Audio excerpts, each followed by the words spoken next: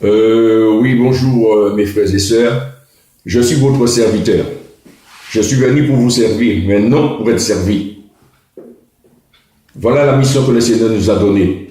Je ne suis pas plus que vous, je n'ai pas plus de connaissances que vous. Mais nous allons parler selon les Écritures, selon la Bible. Nous allons parler d'un sujet que plusieurs personnes, ceux qui disent que Dieu les a envoyés, ceux qui ont fait l'école biblique, ceux qui ont fait les cours de la théologie, et je sais que Dieu ne s'apprend pas, Dieu se révèle. Je ne veux pas être en conflit avec quiconque.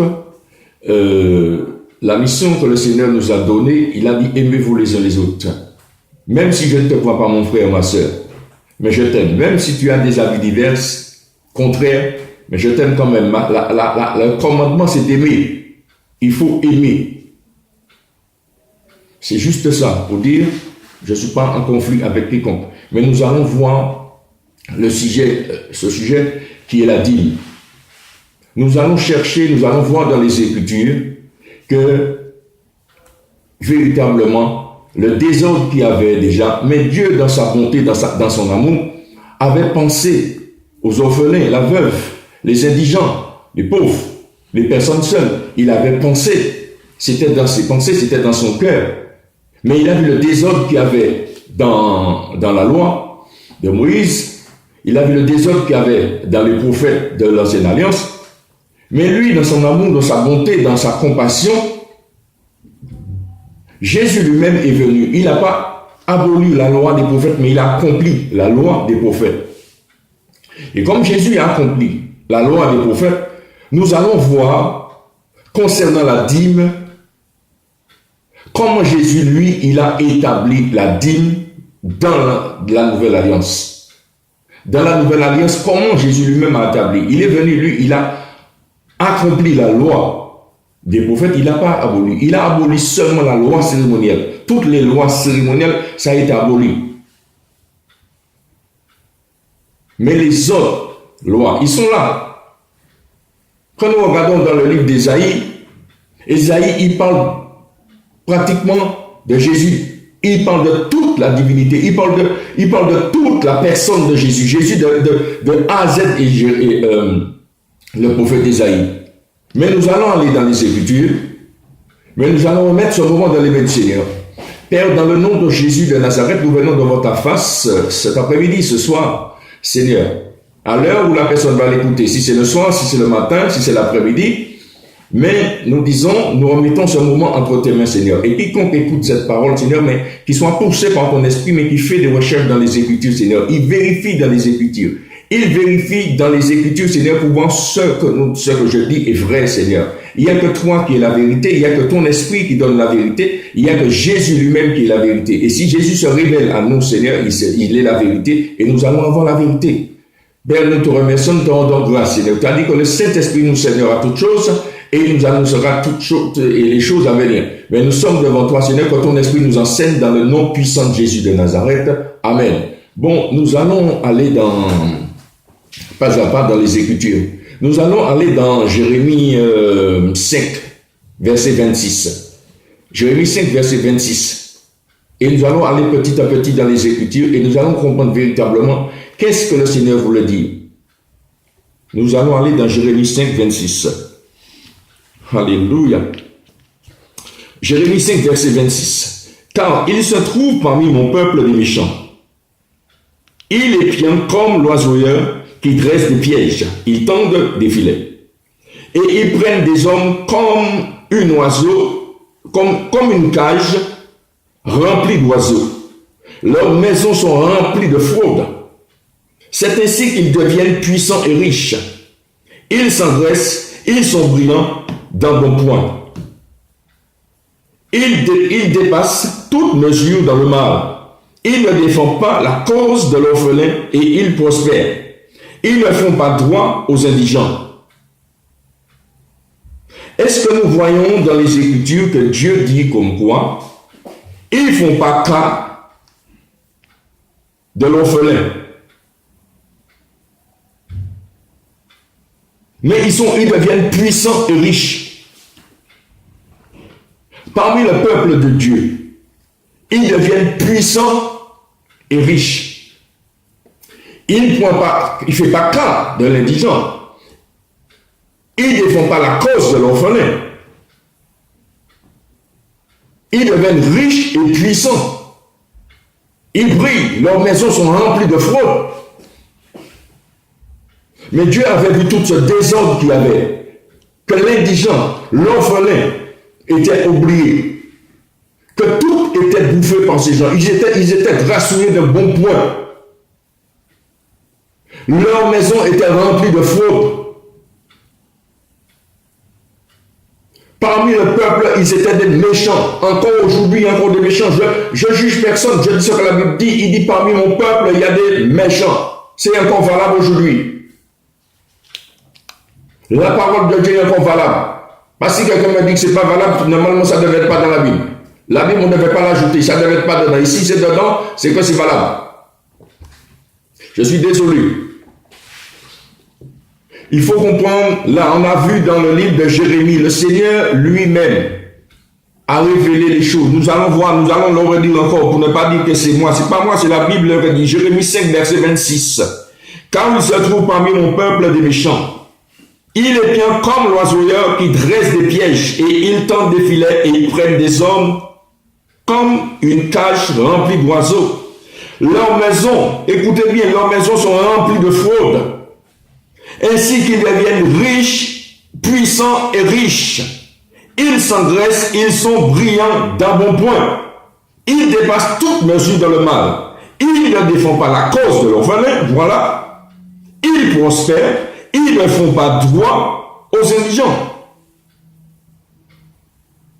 Mais l'Éternel, il avait déjà compris ces choses. Mais au jour d'aujourd'hui, c'est ce même esprit qui tient beaucoup captifs, qui disent qu'ils ont été envoyés par le Seigneur, qu'ils ont été envoyés par Dieu. Mais il faut savoir, mon frère, ma soeur, si Dieu t'a envoyé pour conduire son église, pour conduire son peuple, et tu as ce comportement qu'il est en train de décrire dans le livre de Jérémie, le comportement qui est dans le livre de Jérémie, si tu as ce comportement, mon ami, tu es parmi le peuple de Dieu, Dieu te qualifie de méchant. Tu es méchant, mon ami. Pourquoi tu es méchant? Tu ne prends pas soin de l'indigent. Tu ne défends pas la cause de l'orphelin. Notre Seigneur Jésus, il était là pour les gens de mauvaise vie. Pour les pauvres, la veuve, l'orphelin. Dieu a une place particulière pour les gens seuls dans ce monde. Nous sommes là pour ça. Nous devons être à l'image de Jésus-Christ. C'est comment il a marché, qu'est-ce qu'il a fait. Aujourd'hui, nous ne prenons pas le temps de vérifier qu'est-ce que le Seigneur lui-même a fait. Quand Jésus a pris l'exemple sur quelle que soit la chose, s'il prend l'exemple sur l'arbre, il prend l'exemple sur la brebis, il faut chercher à comprendre pourquoi le Seigneur a pris l'exemple sur telle et telle chose. De chercher à comprendre, de laisser le Saint-Esprit nous enseigner. Mais je reviens, si tu fonctionnes comme ça, comme Dieu a décrit dans le livre de Jérémie, mon ami, tu es en train de prendre pour remplir ta poche. Et tu dis que tu es pour Dieu. Mon ami, tu es un méchant. C'est pas moi qui dis, la Bible dit que tu es un méchant. Si tu fonctionnes comme quoi, comme c'est encore valable aujourd'hui, tu es un méchant. Si tu fais ça, reprends-toi vite fait. Reprends-toi et puis reviens dans la bonne voie. Je n'ai rien contre quiconque. Je vous aime avec beaucoup d'amour, beaucoup de compassion. Nous avons vu dans la Bible qu'est-ce qu'il parle, mais nous allons continuer, c'est pas fini. C'est pas fini. Nous allons aller dans Luc 20. Luc 20. Nous allons aller dans Luc 20 et nous allons voir. Nous allons voir ce qui se passe dans Jérémie. Il dit, car il trouve parmi mon peuple des méchants, il est pied. Ils sont en train de pied. Il est pied comme l'oiseauilleur. Comme l'oiseauilleur qui met la cage, qui met son filet pour surveiller l'oiseau quand il vient pour l'attraper. Au jour d'aujourd'hui, il y en a des méchants qui sont comme ça, ils sont en train de pied. Nous allons voir qu'est-ce qu'ils ont fait avec le Seigneur Jésus. S'ils l'ont fait avec Jésus, ils vont le faire avec toi, mon frère, ils vont le faire avec toi, ma soeur, il va le faire avec toi. Oui, il va le faire avec nous. Il faut qu'on fasse attention. Ils vont être parmi nous et ils sont parmi nous. Alléluia. Bon, nous allons chercher Luc 20. Luc 20. Oui. Luc 20. Luc 20. Ah, Seigneur Jésus, que tu es bon. Luc 20. Nous allons aller dans le verset 20. L'attribut à César. Nous allons lire les Écritures. Il se mit à observer Jésus. Il se mit à observer Jésus. Est-ce que vous avez vu? Dans le livre de Jérémie, ils sont là. Ils sont en train de pied comme l'oiseauilleur pour placer leur filet. Mais dans Luc 20, vous l'avez vu? Verset 20, ils sont en train d'observer Jésus. Il envoie des gens qui freignant d'être justes pour lui tendre les pièges et saisir de lui quelques paroles afin de le livrer au magistrat et à l'autorité du gouverneur. Ces gens lui firent cette question. Mais nous savons que tu parles et tu enseignes droitement et que tu ne regardes pas à l'apparence, mais que tu enseignes la voie de Dieu selon la vérité. Nous est-il permis ou non de payer la tribu à César? Jésus aperçut leur ruse. Il répondit, montrez-moi un denier. De qui porte-t-il l'effigie de l'inscription?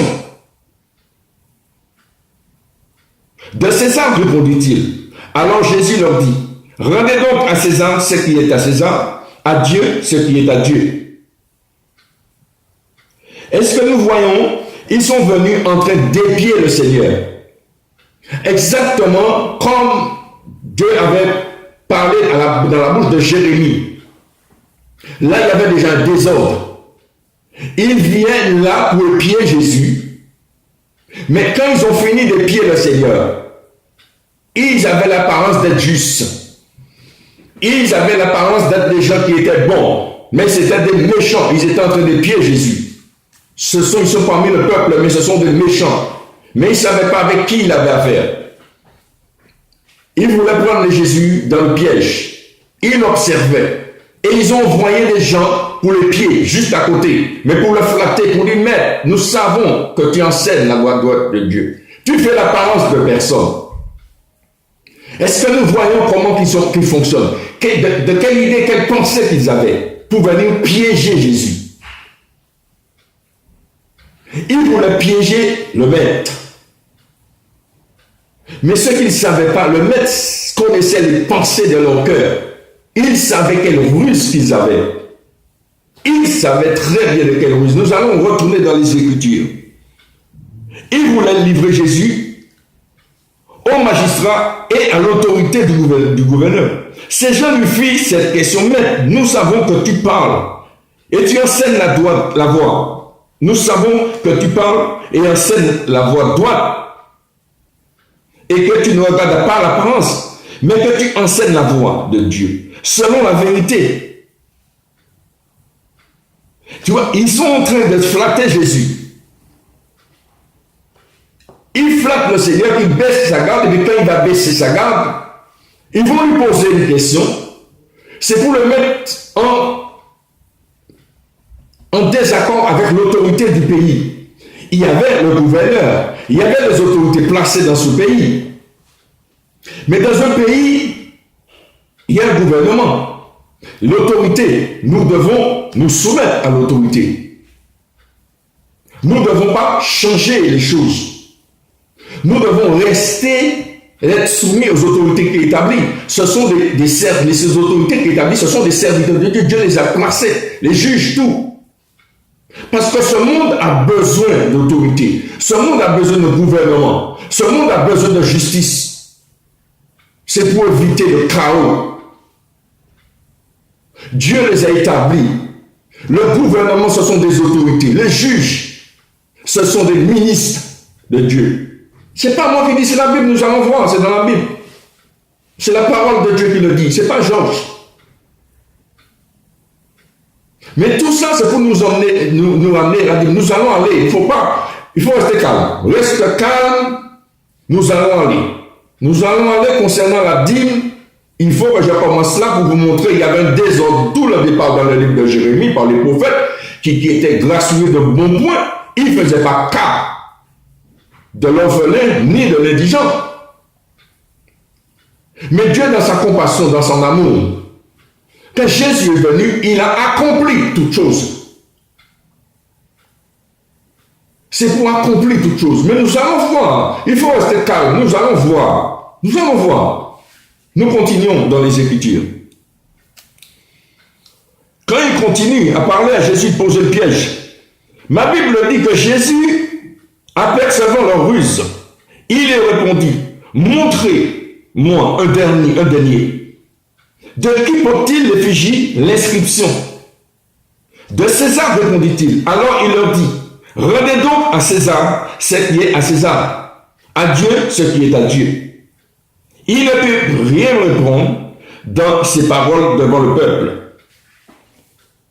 Rien répondre dans ses paroles devant le peuple. Étonné de sa réponse, il garde le silence. Ils ont compris qu'ils ne pouvaient pas emmener Jésus dans leur piège. Ils ne pouvaient pas prendre le maître dans le filet. Qui peut prendre le maître dans le filet? Non. Ce sont les méchants, ils pensaient comme quoi faire la même chose. Mais l'enseignement que Jésus est en train de nous donner, il nous conduit pour nous faire comprendre que lui, il est le maître.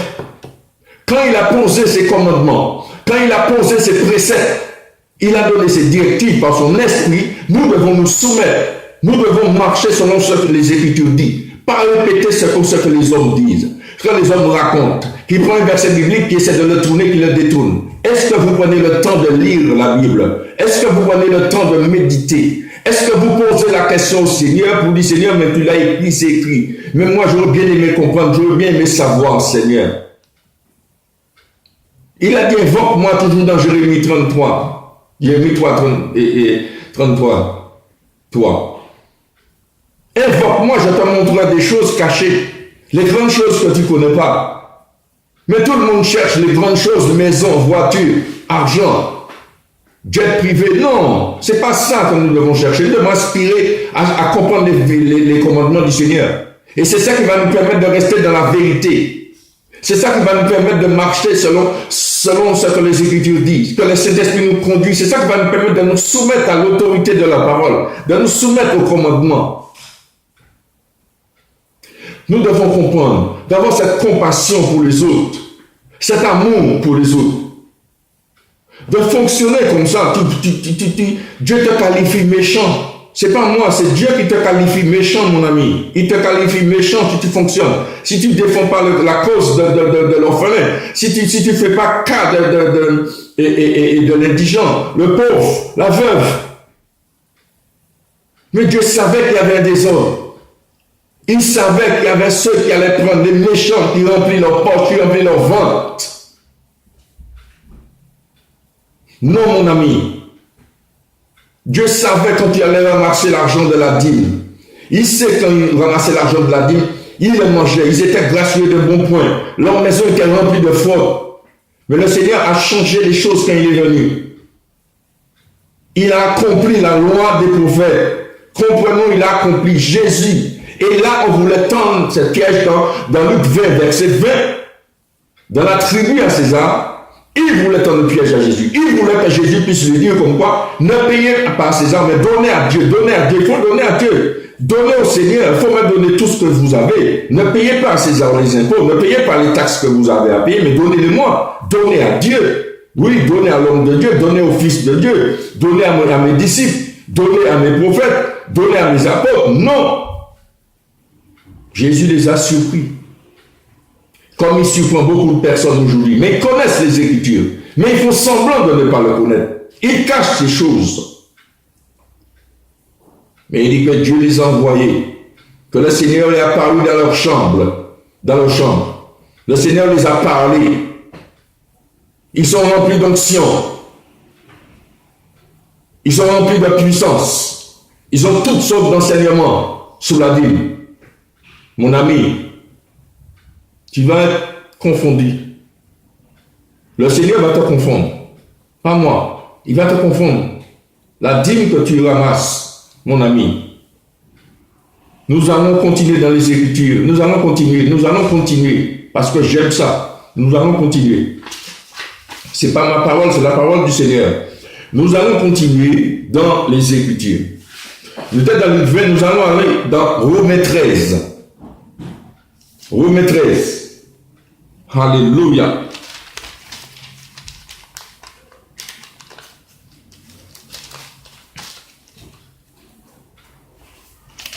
Romains 13.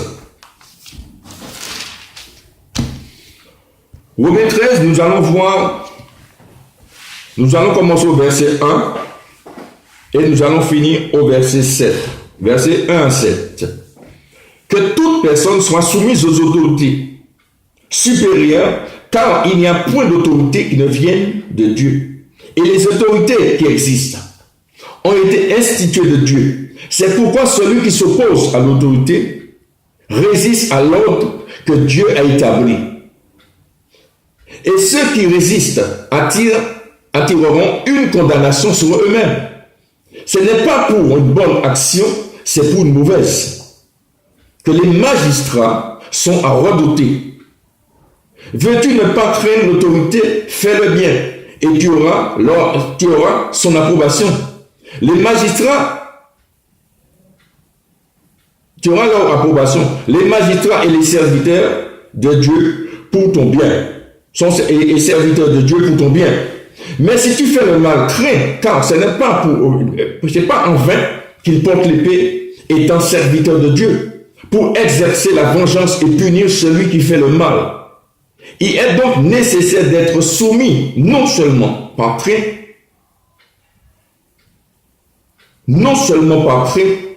de la punition, mais encore par motif de conscience. C'est pour cela que vous payez les impôts, car les magistrats, ce sont les ministres de Dieu entièrement appliqués à cette fonction. Rendez tous ce qui leur est dû. L'impôt à qui vous devez l'impôt. Le tribut à qui vous devez le tribut. La crainte à qui vous devez la crainte. L'honneur à qui vous devez l'honneur. Est-ce que nous voyons clair et net les autorités qui sont établies, les autorités gouvernementales qui sont là?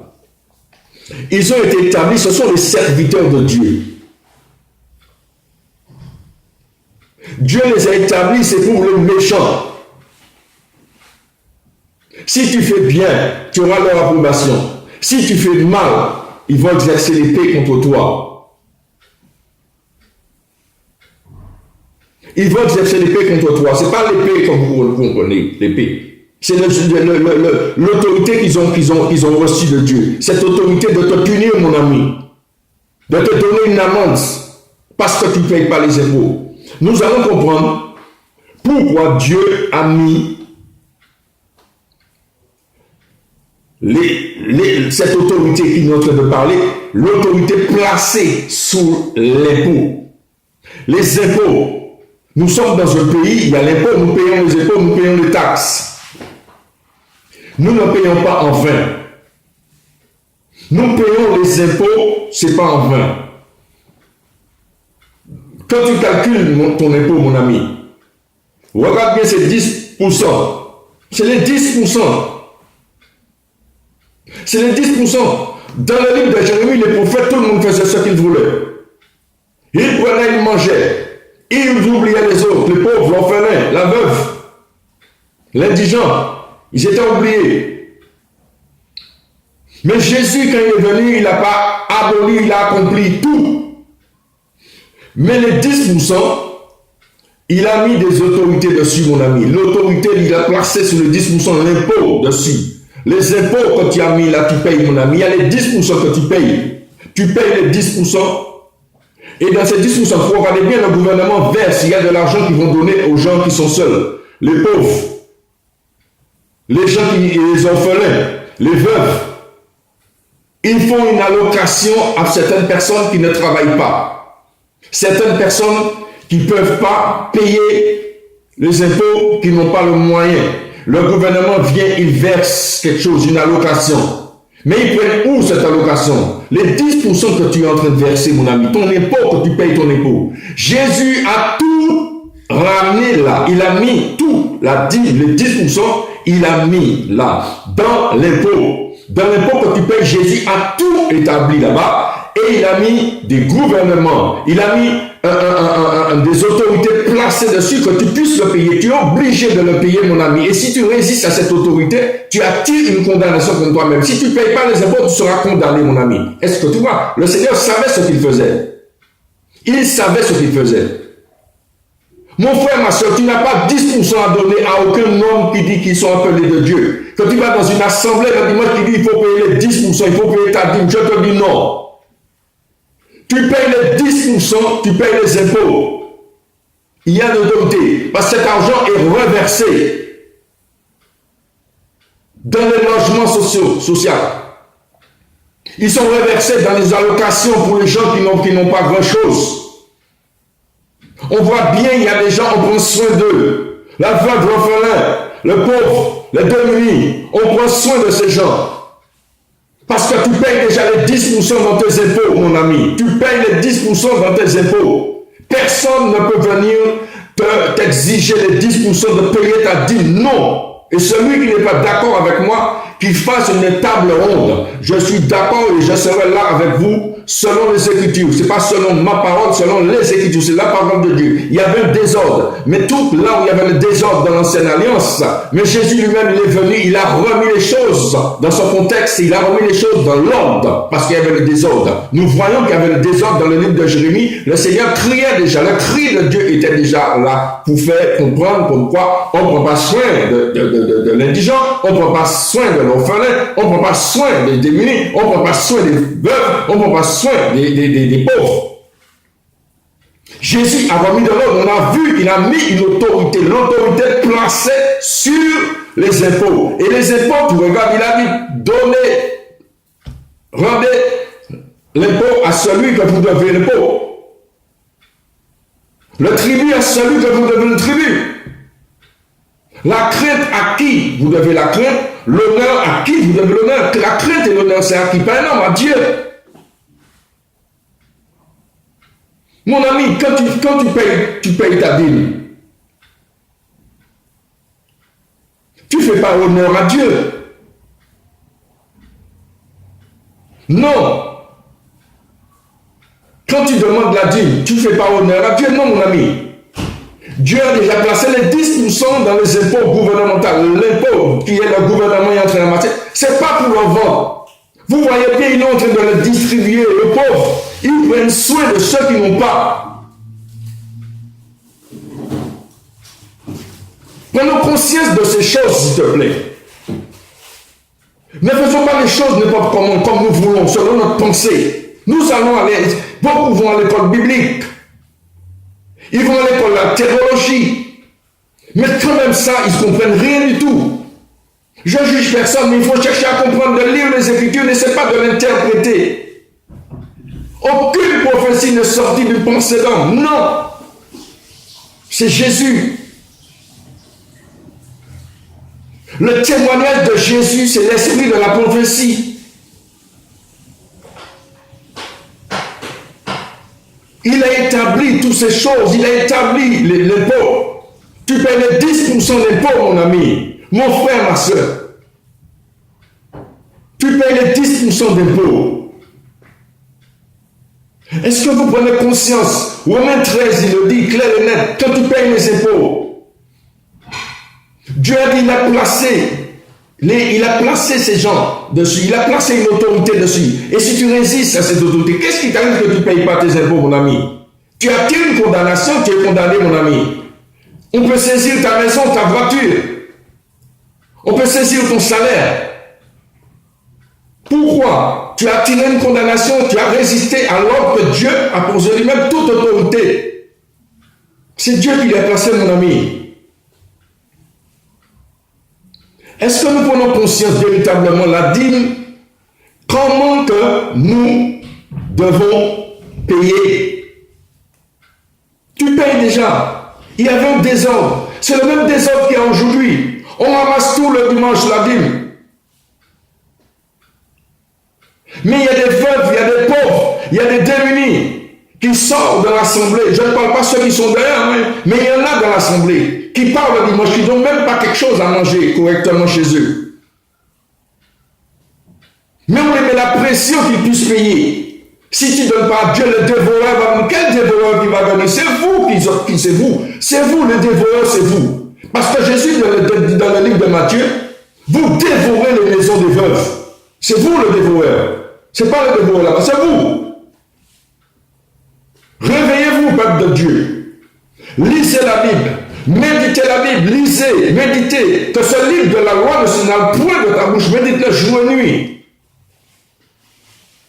Nous allons prendre conscience de voir la dîme. Qu'est-ce qu'il dit? Qu'est-ce qui se passe? Jésus a parlé de la dîme. Nous allons continuer dans le livre de 1 Pierre, verset 2. 1 Pierre, verset 2. 1 Pierre 2. 1 Pierre 2, je vous l'ai dit, pardon. 1 Pierre 2, verset 13. 1 Pierre 2, verset 13. Nous voyons encore là. Soumission au gouvernement, au gouverneur et au maître. Soyez soumis. Je lis dans 1 Pierre 2, verset 13 à 14. Soyez soumis à cause du Seigneur, à toute autorité établie parmi les hommes, soit au roi comme souverain, soit au gouverneur comme envoyé par lui, pour punir les malfaiteurs, pour approuver les gens de bien. Nous voyons encore là, dans le livre de Pierre, poussé par le Saint-Esprit, nous devons soumis. C'est pas avec le pasteur là, mon ami. C'est pas avec le pasteur. Nous allons le relire, c'est pas avec le pasteur. Il a dit, soyez soumis à cause du Seigneur à toute autorité établie parmi les hommes. Il a bien dit parmi les hommes. Soit au roi, comme au souverain, soit au gouverneur, comme envoyé par lui, pour punir les malfaiteurs et pour approuver les gens de bien. Qui punit les malfaiteurs? Les gouvernements terrestres. Quand tu fais ces choses, tu ne payes pas tes impôts. Mon ami, tu seras puni. Si tu ne te soumets pas aux autorités établies, tu attires une condamnation contre toi-même. Mon frère et ma soeur, je te dis, tu n'as pas à donner 10% à quiconque. Tu n'as pas à payer des impôts à quiconque. Et pas les impôts, je voulais dire, excuse-moi, pardon. La dîme, tu n'as pas à payer la dîme. Et celui qui n'est pas d'accord avec moi, ça c'est son problème. Mais mon frère et ma soeur, si tu n'es pas d'accord avec moi, je t'aime quand même. J'ai reçu un commandement, aimer tes ennemis. Si tu deviens mes ennemis, mon ennemi, je vais t'aimer quand même. Je vais prier pour toi. Il n'y a pas de souci. Mais ce n'est pas moi, c'est la parole qui dit. Si tu as un problème, tu vois avec Dieu. Ne prends pas le peuple de Dieu pour n'importe quoi. Il a dit, parmi mon peuple, il y a des méchants. Mais on qualifie parmi le peuple qui a des méchants. Ils prennent tout ça et ils sont en train de condamner l'auditoire. Ils sont en train de condamner la foule, ils sont en train de condamner les fidèles. C'est parmi les fidèles qu'il y a les méchants, mais ils sont bien, ils sont bien. Non. Comprends bien. Qui ramasse la dîme, ce n'est pas les fidèles qui ramassent la dîme. C'est vous. Mon frère, ma soeur, le Seigneur a tout accompli. Il a accompli tout ça. Il a mis ça dans les impôts gouvernementaux. L'impôt que tu payes 10%. Et cet argent est distribué pour les gens de mauvaise vie. Qu'il approuve les gens de bien, comme dit le Seigneur dans le livre de Pierre. 1 Pierre, verset 2, verset 13 à 14. Pour approuver les gens de bien. Mais comment se fait-il comme quoi nous prenons seulement le verset de Malachie et nous restons dessus? De dire comme quoi, pourvu que les ethnies sous. Non! Mettez-moi à l'épreuve, vous allez voir si je ne joue pas les ethnies dessus. C'est pas ça, mon ami. Mon ami, ça va plus loin. Tu peux donner toute ta maison, vendre ta maison, ta bras, tout ce que tu as, tu vas dire, tu donnes à Dieu. Qu'est-ce qu'il fait avec, mon ami? Tu ne prends pas soin de la veuve, de l'orphelin. ne prends pas soin de les démunir? Est-ce que nous voyons ce genre de choses? La Bible n'interdit pas de faire une offrande, parce que nous voyons, même dans le monde, nous voyons les grosses sociétés, comme toute la bande, qui font, eux, ils payent leurs impôts, ils payent les 10%. Mais ça ne les empêche pas de faire une offrande à des œuvres caritatives. Il va les donner aux démunis, il va les donner aux pauvres, il va les donner à ceux qui n'en ont pas, prendre soin de la veuve, de l'orphelin. Ils payent les 10%, mais quand même, ils font une offrande. L'offrande n'est pas interdite, mais l'offrande n'est pas dit comme quoi que vous donnez à un homme de Dieu ou à un pasteur, non. L'offrande, tu peux le faire de même dans ta propre famille. Tu peux avoir un frère, tu peux avoir une soeur dans le même famille, même père. Tu peux lui faire une offrande, de lui donner même un peu d'argent, 100 euros, 200 euros, ce que tu as résolu dans ton cœur, tu lui donnes pour qu'il puisse donner un peu de lait à ses enfants, qui donnent un peu de yaourt à leurs enfants, qui donnent à manger correctement à leurs enfants. Parce qu'un enfant qui n'est pas bien nourri, il aura des problèmes dans sa scolarité. Il aura des problèmes pour apprendre à l'école, parce qu'il n'est pas bien nourri. Mon ami, prends soin de ta famille, prends soin de tes enfants, prends soin de ton épouse, prends soin de ton mari, ma soeur. Prends soin de ton épouse, mon frère. Mon frère, ma soeur, prends soin de tes enfants. Prends soin de la veuve de l'orphelin. Fais une offrande à la veuve et à l'orphelin. Toque à la porte du voisin. Demande s'il a tout. S'il n'a pas besoin de briques de lait. S'il n'a pas besoin d'un pack de lait. S'il n'a pas besoin de yaourt pour ses enfants. Passe dans la rue. Tu vois quelqu'un. Tu fais une offrande. Le monde est en train de nous donner une leçon. Et c'est nous qui devons donner une leçon au monde. Nous sommes l'Église, nous sommes la lumière. Nous devons donner l'exemple.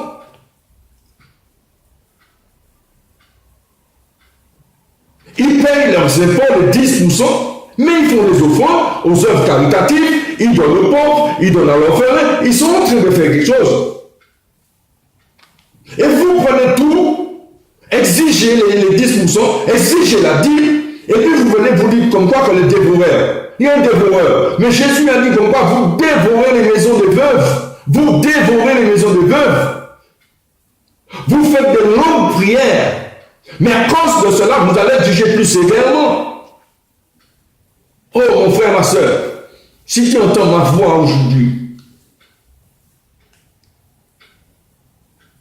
si tu entends ma voix, ce n'est pas ma voix, ce n'est pas ma pensée, c'est l'écriture du Seigneur. Tu entends ma voix, mais laisse le Saint-Esprit toucher ton cœur. Laisse-le te convaincre de péché, justice et de jugement pour trouver là où tu te trouves, sur quelle voie que tu es. Médite, prenez l'exemple, lisez, vérifiez tout ce que je vous ai dans la Bible. Ce n'est pas moi, Jérémie 5, verset 26, Romains 13, verset 1 à verset 7, 1 Pierre 2, verset 13 à 14. Lis mon frère, lis ma soeur. Médite les Écritures. Tu n'as pas payé les 10% à quiconque. Tu payes tes impôts, les 10% sont dedans. On est en train de dispatcher pour les pauvres, la veuve et l'orphelin. Voilà la compréhension de la dîme. Tout le monde parle de la dîme. Tout le monde fait des débats sur la dîme. Mais ils ne sont pas capables d'expliquer, de faire comprendre les choses. Mais voilà comment les choses sont placées. Ne me prenez pas pour mon orgueil, ne me prenez pas que je connais plus que vous. J'ai pris le temps de chercher et de poser la question au Seigneur, mais il y a tout un débat sur la dîme. Mais moi, je ne comprends pas. C'est quelque chose que je ne discute pas. Moi, je ne discute pas la parole avec quiconque de discuter. Nous allons échanger selon ce que la Bible dit. Je n'essaie pas de l'interpréter à ma façon. Nous voyons dans le livre de Romains 13, il parle des autorités établies. Il a dit de payer les impôts à qui vous devez l'impôt. Payez la tribu à qui vous devez la tribu. Donnez crainte à qui vous donnez crainte, l'honneur à qui vous devez l'honneur. L'honneur et la crainte reviennent à Dieu. Tu dois craindre Dieu, mon ami. Si tu payes les impôts, tu respectes les autorités, tu te soumets aux autorités, ça veut dire que tu as la crainte. Tu obéis au commandement. Mon frère, ma soeur,